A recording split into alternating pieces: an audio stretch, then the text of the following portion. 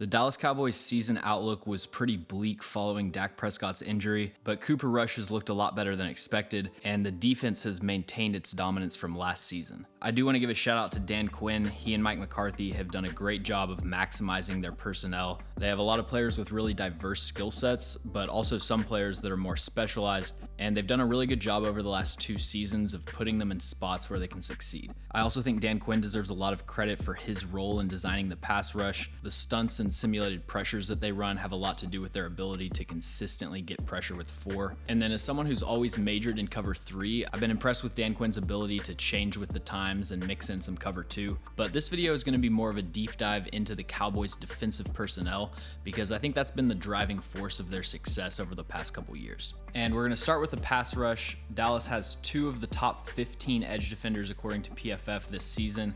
Micah Parsons is the second best defensive player that I've ever seen. After one of the most productive rookie seasons of all time, he already has 28 pressures and 6 sacks after moving to the edge full time.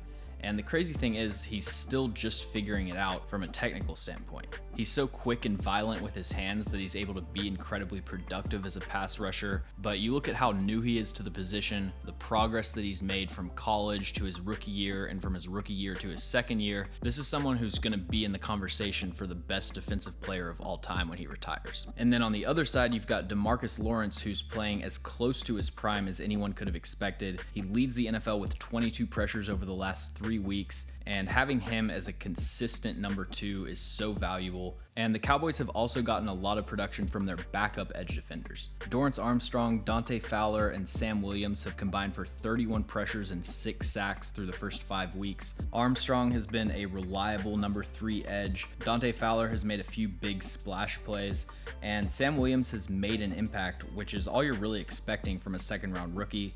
He's not going to be winning consistently as a pass rusher yet, but he's really effective on stunts and twists, and the play strength is already translating. You see him right here driving back this tight end to make the tackle. So this is one of the deepest edge rooms in the NFL, and the defensive line has taken a major step forward. Their best lineman this year has been Osa Odigizua, second-year player who is currently second in pass rush win rate behind Aaron Donald. He's undersized, but he makes up for it with an explosive first step and quick hands, and I knew that he would be a disruptive pass rusher, but I've been really impressed by his run defense this season. He's doing a great job engaging with blocks, and he's making a lot of plays in the backfield. So the emergence from Odigizua plus the contributions from Golston and Quentin Bohanna creates more natural roles for Tristan Hill and Neville Gallimore. Neither of those players have lived up to their draft stock, but if you're getting consistent contribution from Odigizua, whatever Hill and Gallimore give you is kind of icing on the cake. The linebackers have been solid. Leighton Vander Esch isn't back to his rookie form, but a step up from the last few seasons. And then you've got Anthony Barr as your number 2.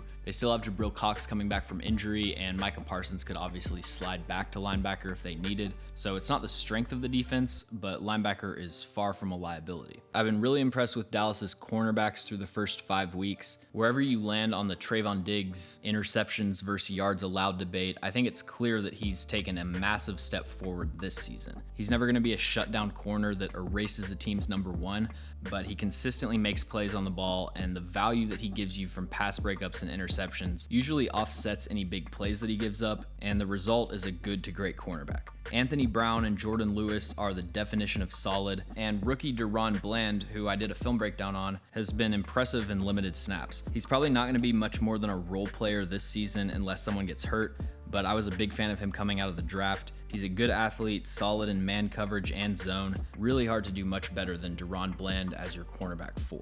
And then last but definitely not least, the Dallas Cowboys have one of the most underrated safety rooms in the NFL, led by Malik Hooker, who I think it's fair to say is back to the level that he was playing at early in his career. He's only allowed 4 yards on 206 coverage snaps this season, and he still needs to show that he can stay healthy, but I'm glad to see Hooker making plays like this. They've also got Donovan Wilson, who does a lot of great things in run defense. Jaron Kearse is injured, but he's a great box safety slot hybrid who can match up with length from tight ends. And then Israel Mukuamu is developing, I assume, for a similar role, but he's made some flash plays as well. Overall, the Cowboys just have the perfect blend of veteran players close to their prime and young players that are developing. They're 4-1, the offense isn't at full strength, and they're outperforming expectations. If the offense can get rolling at the right time and match the level of the defense, this is a legitimate Super Bowl contender, especially in the NFC.